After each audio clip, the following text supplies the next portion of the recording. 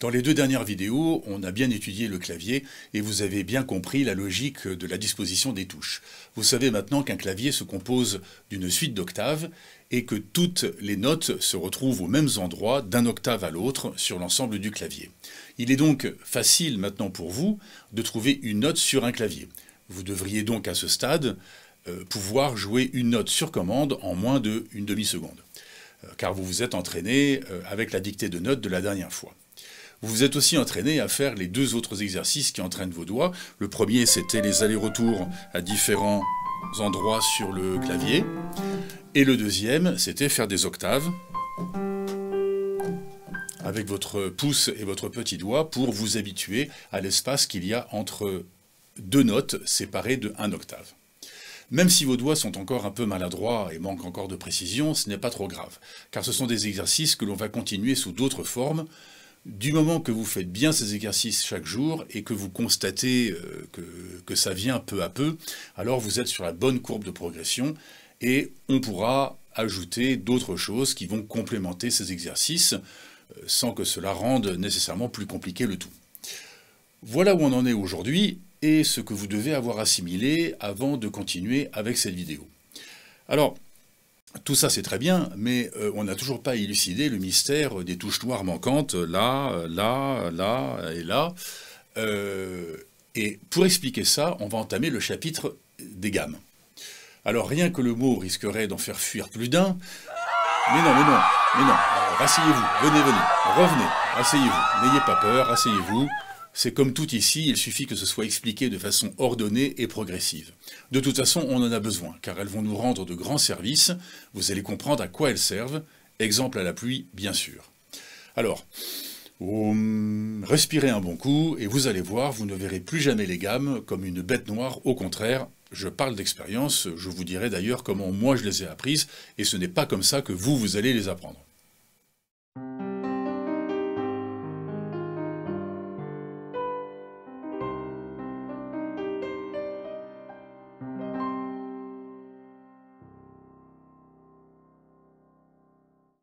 Bonjour à tous, pour ceux qui nous rejoignent sur cette chaîne, je m'appelle Stéphane, j'espère que vous allez bien. Moi ça va impeccable, car je suis ravi de partager avec vous le monde de la musique avec cette méthode. J'espère que vous êtes à jour dans votre travail, parce qu'aujourd'hui on commence à jouer avec tous les doigts. Mais tout d'abord, et puisque c'était la transition de la dernière vidéo vers celle-ci, voyons cet exercice où vous deviez déterminer à l'oreille si les gammes de Ré, Fa, Sol, La et Si pouvaient être jouées avec les touches blanches uniquement, comme celle de Do. Toutes les gammes, même si elles sont toutes décalées les unes par rapport aux autres, doivent avoir la même mélodie à l'oreille. Alors, on avait essayé dans la vidéo précédente avec le Ré. Si votre oreille ne vous a pas dit que quelque chose ne va pas dans cette soi-disant gamme de Ré, pour s'aider, on pouvait chanter en même temps la gamme et le piano devait évidemment chanter la même chose que vous. Il y avait cette petite technique pour le faire dans la vidéo précédente. Testons cette gamme de Ré en la jouant uniquement avec les touches blanches et voyons si elle joue la même musique que la gamme de Do. Alors d'abord, voici la gamme de Do. Ne regardez pas trop ce que je joue, plutôt écoutez vos oreilles. Voici la gamme de Do.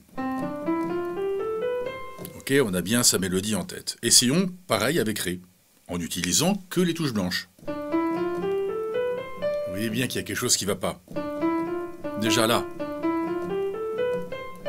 Là non plus. Écoutez Do. Ré. Ça va pas. Mi. Déjà je peux vous dire là, quelque chose qui va pas. Fa. Ah. Ça va pas non plus. Sol. Jusque là ça va. Là-haut, il y a quelque chose qui ne va pas. On était où? Sol, là. Déjà là, il y a quelque chose qui ne va pas. Donc elle ne va pas non plus. Et finalement, si. Là aussi, vous entendez bien que ça ne sonne pas la même chose que ça.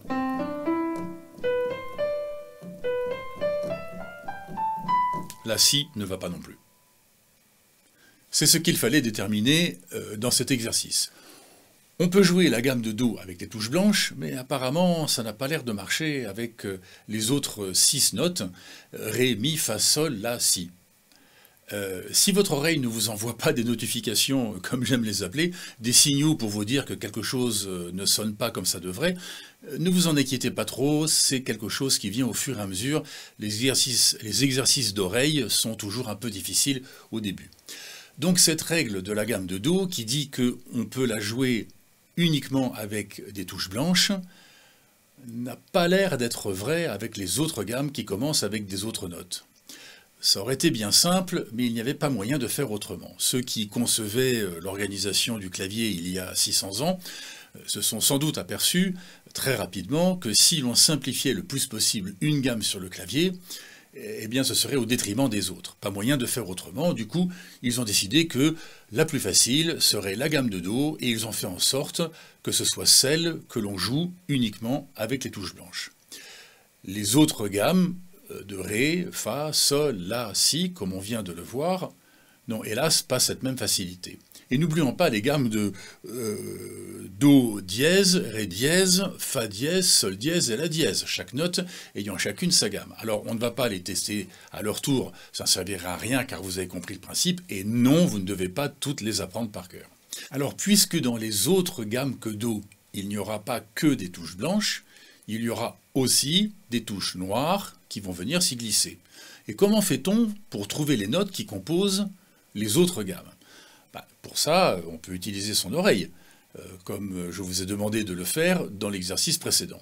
Mais là, il ne suffit plus de dire si oui ou non une gamme sonne juste ou pas. Maintenant, il faut retrouver les bonnes notes pour chaque gamme. Il n'est pas sûr que votre oreille soit encore suffisamment entraînée pour essayer plein de différentes touches sur le clavier jusqu'à ce que la gamme que vous recherchez chante la bonne mélodie. Quoique. Regardons par exemple la gamme de Sol, je ne la prends pas au hasard, c'est celle où je disais il y a quelques instants, elle commence bien et puis les choses se gâtent vers la fin. Elle commence par un Sol et se termine par un Sol. Et elle a 8 notes au total. Vous vous souvenez bien sûr que ce sont les 2 premières règles de toute gamme. Sauf que quand on essaye de la jouer, avec les touches blanches, quelque chose ne va pas vers la fin. Écoutez bien. Vous entendez que ça va pas là-bas au bout, là? Ça serait pas plutôt ça? Pardon. Ah! Écoutez celle de Do. Et écoutez maintenant celle de Sol. Là, vous entendez qu'elle chante bien la même mélodie, mais décalée. Et maintenant, si je vous joue celle de Sol comme on l'a jouée avant, et comme elle devrait être jouée, là, je suis sûr que si je vous joue ça, là, votre oreille vous envoie une notification en vous disant « Ok, ok, voilà, voilà, voilà ». Là, ça va plus du tout. Vous voyez que dans la gamme de Sol, je suis obligé de jouer un Fa dièse au lieu du Fa, de façon à ce que la gamme de Sol ait la même mélodie que la gamme de Do, mais 1, 2, 3, 4, 5, 6, 7 demi-tons au-dessus, ou en dessous, de la gamme de Do. La pire dans le genre, c'est la gamme de Si. La gamme de Si, il va falloir introduire toutes les touches noires. Et pourtant, regardez. Elle n'est pas si difficile à jouer. Vous n'avez pas vu mes doigts se contorsionner dans tous les sens. Elle se joue tout aussi facilement que la gamme de Do ou que la gamme de Sol. Vous voyez? C'est facile le piano. Alors évidemment, moi je la connais par cœur, cette gamme de Sol, alors c'est un peu de la triche. Mais vous, comment allez-vous faire pour retrouver les notes qui composent chacune des gammes? Soit avec votre oreille, si elle est déjà assez fine, soit avec une petite recette de cuisine que je vais vous donner, et qui sera la 3e et dernière grande règle des gammes majeures. Oui, ici on parle de gammes majeures, parce qu'il y a aussi les gammes mineures. qui nous seront tout aussi indispensables. Rassurez-vous, je ne vous en cache pas d'autres. Il y a donc 12 gammes majeures, une pour chaque note, et il y a aussi 12 gammes mineures, une pour chaque note aussi. Ne fuyez pas, revenez, ne vous découragez pas avant même d'avoir commencé. Parce que oui, il y a bien 24 gammes en tout, mais vous n'avez pas besoin de toutes les connaître par cœur. Il est important par contre que vous sachiez comment les retrouver, pas pour toutes les apprendre et savoir les jouer sur le bout des doigts, mais pour savoir les retrouver si vous en avez besoin. Et en fait, il y en a vraiment 5 que vous aurez besoin de bien connaître. Certaines autres viendront quand vous jouerez des morceaux, et encore pas toutes, car il y en a pas mal qu'on n'utilise jamais. Vous allez tout de suite comprendre comment on fait pour retrouver toutes les notes que compose une gamme majeure grâce à cette recette de cuisine. Les gammes mineures ressemblent beaucoup aux gammes majeures, mais elles donnent une couleur très différente à la sonorité. On verra ça plus tard dans la prochaine vidéo. Donc, je récapépète. Règle numéro 1 de toutes les gammes. Une gamme se compose de 8 notes. Règle numéro 2 de toutes les gammes. Elle commence et se termine par la même note, mais un octave plus haut ou un octave plus bas si vous la jouez à l'envers.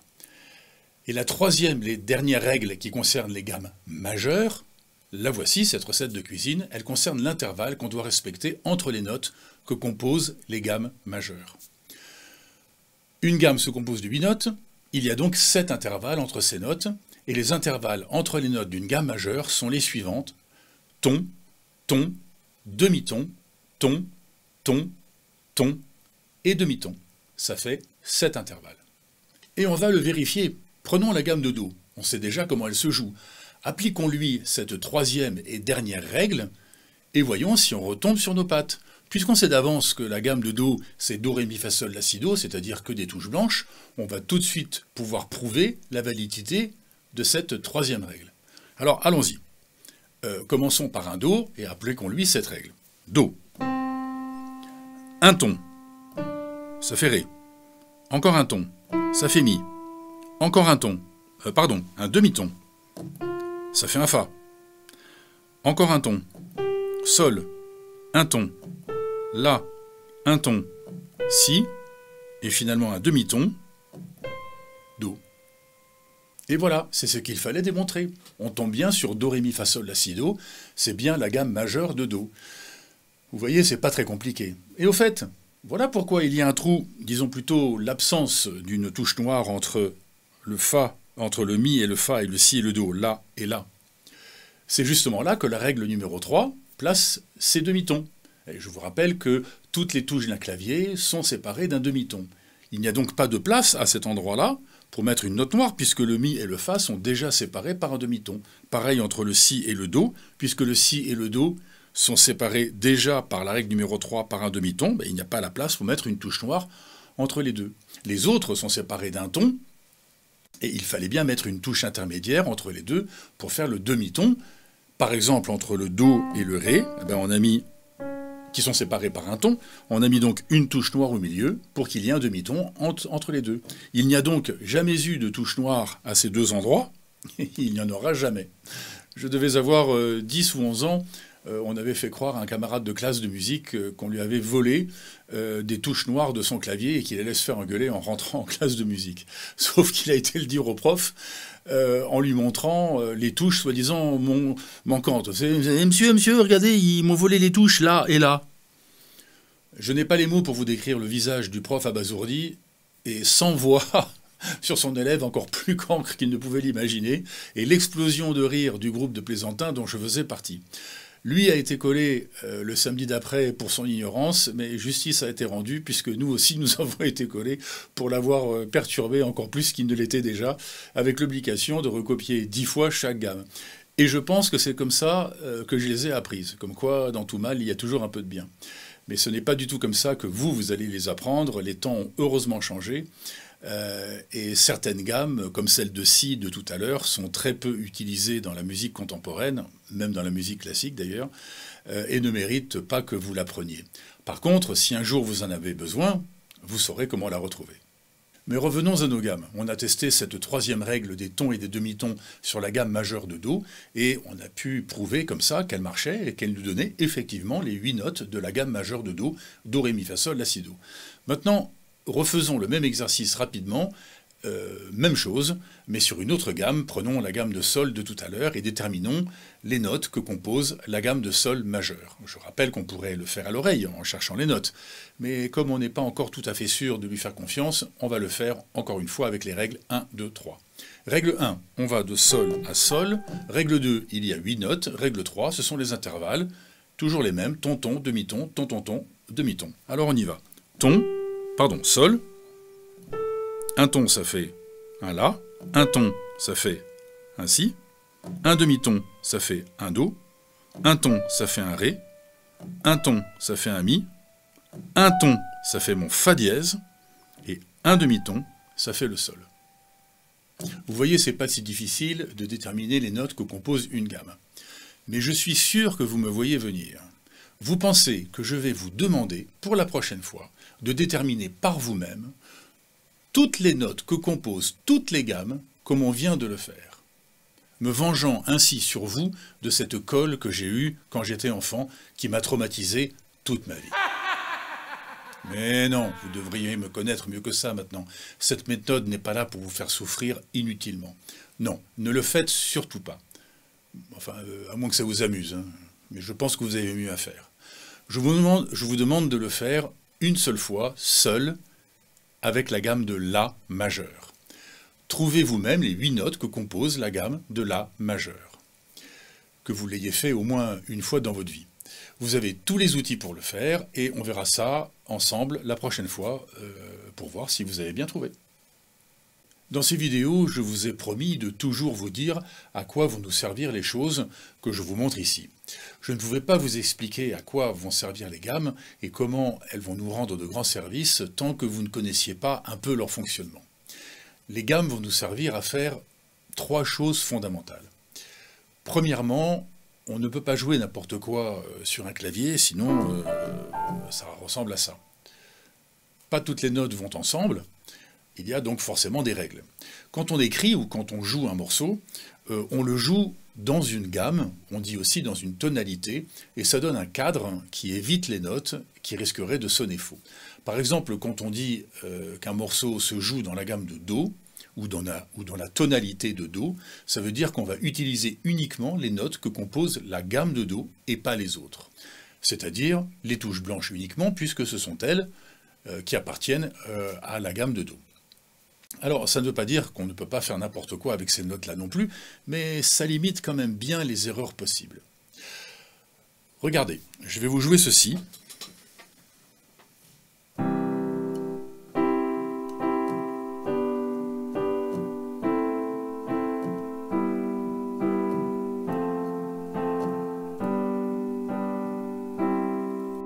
Voilà, vous voyez bien que je n'ai utilisé que les notes de la gamme de Do. Mais maintenant, je vais introduire une note qui n'appartient pas à la gamme de Do.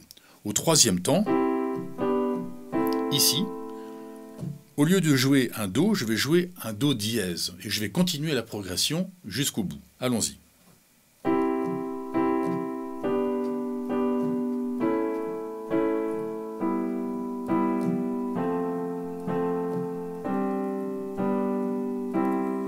Vous entendez bien que quelque chose ne va pas. C'est pas vraiment faux ou dissonant, mais c'est pas très harmonieux. Alors, ce n'est pas interdit. Il n'y a pas une voix céleste qui est descendue, qui m'a pointé du doigt en me disant « Misérable ver de terre qui se prend pour un musicien, qu'as-tu fait là ?» Chacun fait comme il veut, mais vous admettrez que le résultat n'est pas très réussi. Alors, on peut quand même introduire des notes qui n'appartiennent pas à la gamme, mais il faut faire très attention, parce qu'on prend le risque qu'elles sonnent faux, alors il faut bien prévoir son coup en essayant et en écoutant plusieurs possibilités. Par exemple, si je joue ceci, c'est presque la même chose.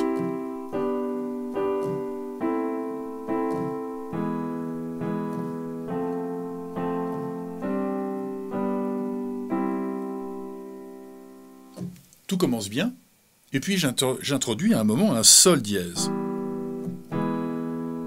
qui n'appartient pas à la gamme de Do, et pourtant ça sonne très bien. Maintenant je vais jouer la même chose en introduisant un La dièse, juste avant le dernier accord.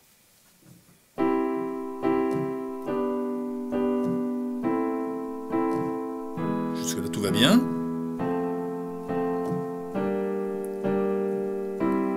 Alors là, vous entendez bien que ça ne va pas du tout. On n'a pas besoin d'être un Mozart pour entendre que c'est faux. Et donc, vous voyez comme il faut faire très attention avant de sortir de la gamme.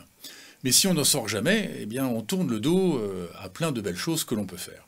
Donc voilà, la gamme dans laquelle on joue nous aide en nous disant « Vas-y mon pote, fais-toi plaisir, tu peux jouer toutes les notes de ma gamme, tu peux improviser dessus, faire quasiment n'importe quoi, ça sonnera toujours à peu près bien. » Mais c'est à tes risques et périls, si tu sors de ma gamme, là je ne peux plus te protéger contre les fausses notes. La deuxième chose à laquelle les gammes vont nous servir, c'est à jouer des accords. On n'y est pas encore, mais c'est pour très bientôt. Pour le moment, disons simplement que les accords sont des groupes de notes qui vont bien ensemble. La note de Do, par exemple, engendre la gamme de Do, c'est ce qu'on vient de voir dans cette vidéo. On verra bientôt que, à son tour, la gamme de Do va engendrer l'accord de Do, composé lui-même des notes de la gamme de Do, sur lequel on pourra jouer toutes les notes de la gamme de Do sans faire de fausses notes, ou presque, c'est ce que je viens de faire. Les accords, c'est le squelette de tout morceau, parce que tous les morceaux, sans exception, sont basés sur une suite d'accords, eux-mêmes respectant la gamme dans laquelle ils sont joués. Plein de chansons se jouent sur la gamme de Do. Let It Be des Beatles, plus récemment, Remember Us This Way de Lady Gaga, Alléluia de Leonard Cohen, When I Was Your Man de Bruno Mars et beaucoup d'autres. D'autres chansons sont en Mi, en La, en Fa, en Si bémol, d'où l'intérêt de connaître un certain nombre de gammes afin de savoir tout de suite où sont les altérations, comme dans la gamme de Sol où il y a un Fa dièse au lieu d'un Fa. Si vous avez une chanson qui se joue en Sol, eh bien vous savez d'avance que tous les Fa de la chanson seront dièses, parce que le Fa ne fait pas partie de la gamme de Sol, mais le Fa dièse, oui, sauf exception bien sûr. Alors, tout ça vous paraît sûrement flou aujourd'hui parce que j'explique ça pour le moment de façon très grossière pour vous montrer la nécessité et le pouvoir des gammes, mais je vous assure que les choses s'éclairciront quand on décortiquera des chansons dans le sujet des accords qui viendra après celui des gammes. Et la troisième chose pour laquelle les gammes vont nous servir, ce sont des arpèges. Ils sont engendrés à leur tour par les accords qui, on a vu plus tôt, sont eux-mêmes engendrés par les gammes. Les arpèges sont des façons de jouer des accords qui, je vous le rappelle, sont des groupes de notes qui vont bien ensemble. Ce sont ces arpèges qui vont donner la vie et le rythme à la suite d'accords que compose chaque chanson. Si les accords sont le squelette de la musique, comme j'ai dit plus tôt, les arpèges en sont les muscles, car ce sont eux qui vont faire bouger la chanson. Et c'est là que votre créativité va s'exprimer le moment venu, et c'est là que vous allez être récompensé pour les efforts que vous avez faits. Exemple, si je vous joue ceci, c'est simplement une suite d'accords.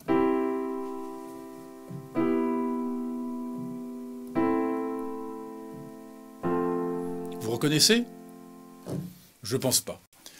Et maintenant, si je vous la joue exactement avec les mêmes notes, mais en arpège. Je ne vais pas rajouter de notes et je ne vais pas en enlever non plus. Je joue simplement les accords en arpège.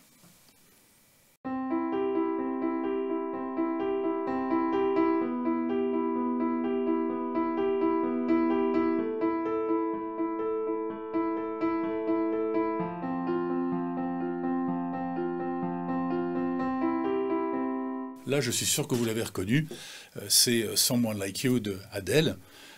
Tout ce que j'ai fait, c'est j'ai pris la gamme de Do, j'en ai fait des accords, j'en ai fait des arpèges, et ça donne une chanson comme celle-ci.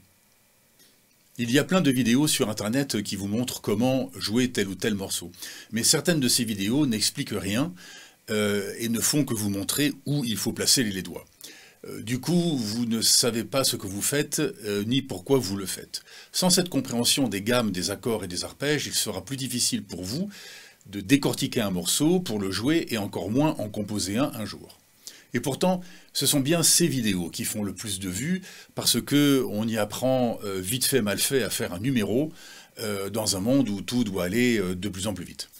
Ici, ces vidéos sont faites pour que vous compreniez ce que vous faites, pour pouvoir ensuite transposer vos connaissances vers d'autres morceaux, ou même à vos propres idées de composition, quand vous en aurez. Lao Tse a dit, oui, en fait, je ne sais pas si c'est Lao Tse qui l'a dit, mais pour avoir l'air intelligent, on dit solennellement... Lao Tse a dit, donne un poisson à un homme et nourris-le pour la journée, apprends-lui à pêcher et nourris-le pour toute sa vie. Alors, évidemment, c'est plus facile de se faire offrir un poisson que d'apprendre à pêcher. C'est pareil pour la musique et pour bien d'autres choses. Apprenez à pêcher, c'est un investissement pour la vie. Les vidéos qui vous montrent des morceaux sans explication gâchent votre temps. Soyez patient et apprenez à jouer des morceaux en apprenant comment ils sont fabriqués. Ici, c'est ce qu'on va faire. Et c'est ce qu'on fait déjà avec les gammes. On le prépare en tous les cas. Donc, chaque note amène à une gamme, chaque gamme amène à des accords, à un accord, chaque accord amène à des arpèges. Vous voyez comment les choses vont s'empiler les unes au-dessus des autres. Les gammes, les accords, les arpèges, voici donc les trois fondements de toute musique.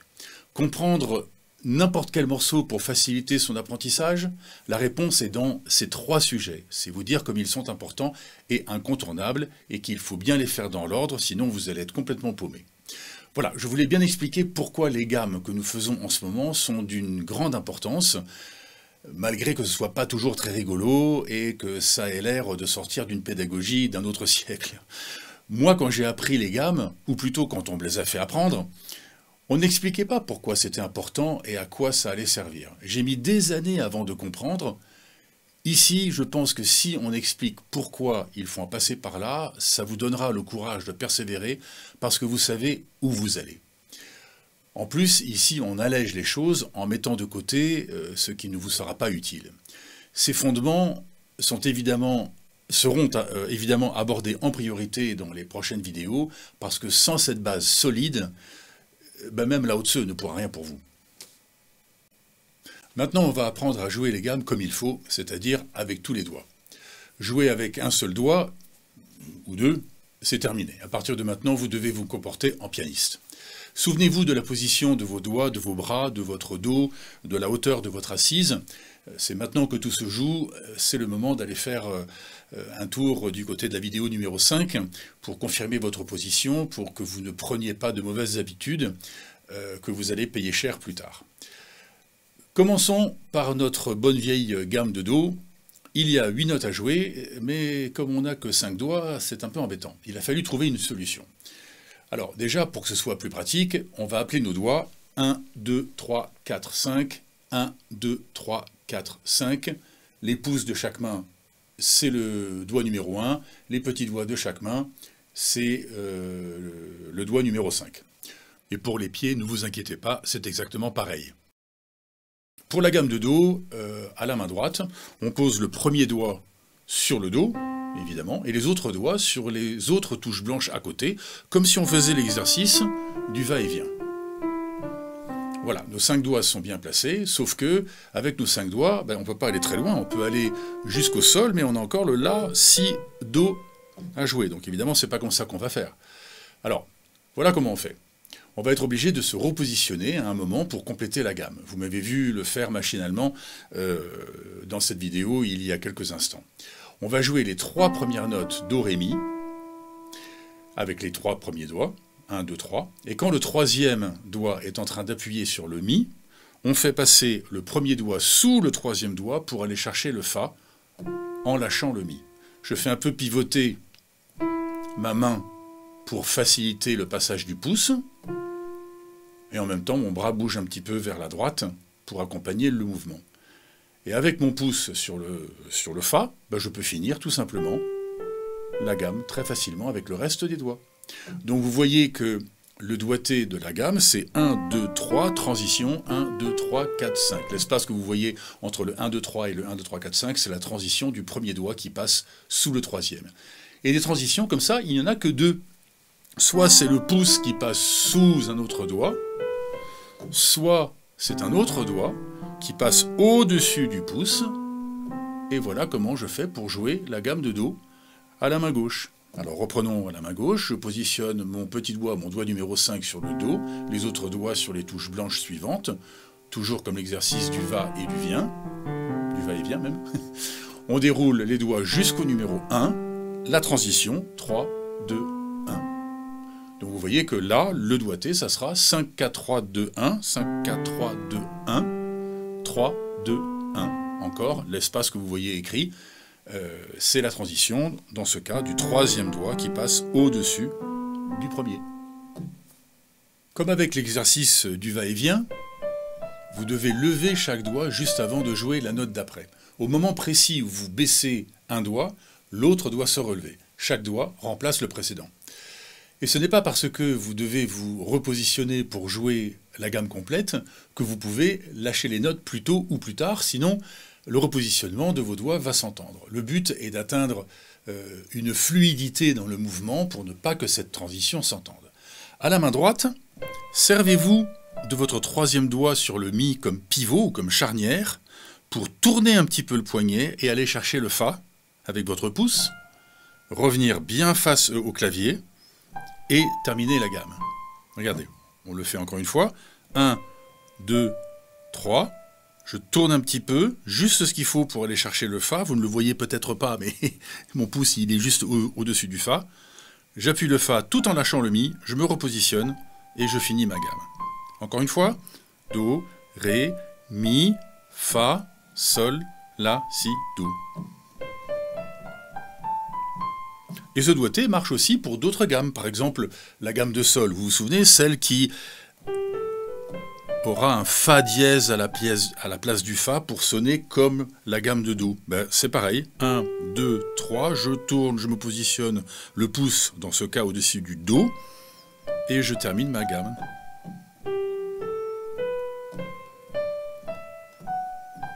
La plupart des gammes à la main droite fonctionnent de cette façon, sauf 2 ou 3, parce que la morphologie de la main et la morphologie du clavier fait que des fois, on ne peut pas toujours passer le pouce en dessous du troisième doigt. Alors on le passe en dessous du quatrième doigt, ou alors on commence sur un second doigt.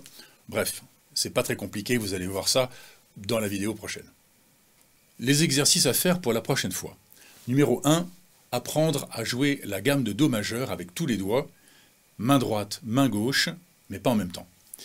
Vous pouvez le faire sur cette octave, ou sur celui-là.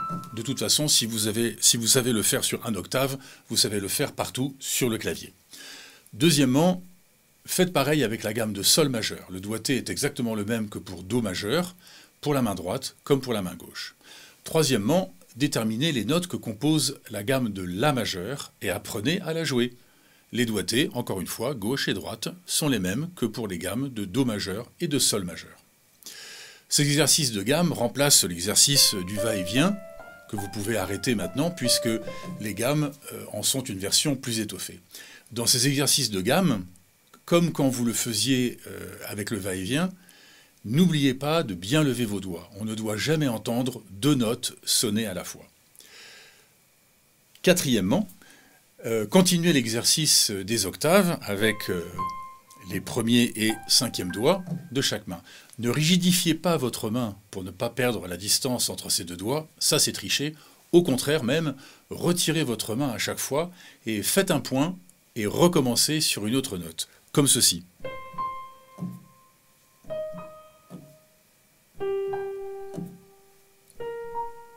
Ça forcera vos doigts à retenir et à reproduire cet écart d'un octave qui est le même partout sur le clavier. Si vous avez des petites mains et que votre premier et cinquième doigt ne parviennent pas à atteindre les deux notes à la fois, faites un mouvement de bascule, comme ceci.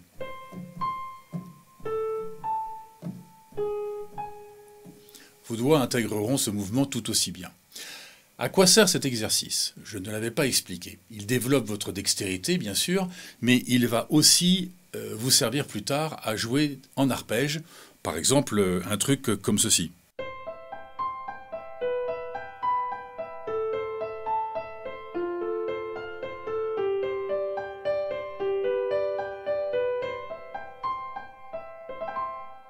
Vous voyez que dans cette séquence, je joue des octaves avec mon pouce et avec mon cinquième doigt.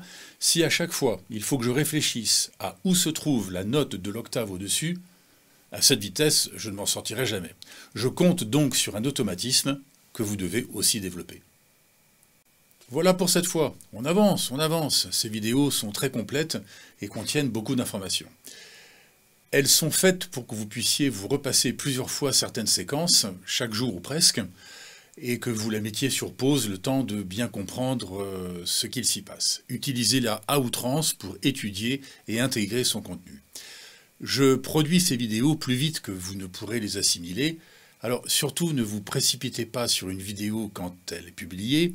Vous pouvez aller la regarder, bien sûr, ça vous donnera une idée des sujets à venir et ça vous donnera du courage de voir ce que vous allez être capable de faire plus tard. Mais assurez-vous d'avoir bien atteint le niveau nécessaire avant de vous y attaquer. Si vous allez trop vite, vous allez vous décourager et c'est un état d'esprit qu'il faut absolument éviter.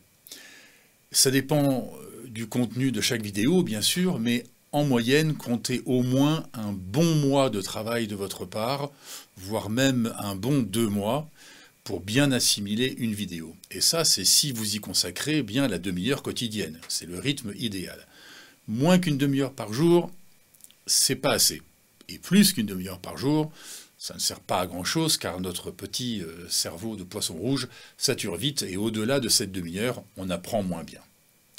Comme dans beaucoup de choses, la première règle en musique, c'est l'humilité. Comme d'habitude, mettez un like à cette vidéo si elle vous fait progresser, ça fait toujours plaisir, et abonnez-vous à cette chaîne, ça me donnera un retour sur l'utilité de ce qu'on fait ici. Allez, bon courage, ne vous préoccupez pas de ce qu'il reste à faire, ça c'est mon job, mais regardez plutôt ce que vous avez déjà compris et ce que vous savez déjà faire. Patience, bon travail, à la prochaine. Bien à vous tous, portez-vous bien, et musicalement vôtre. Bye.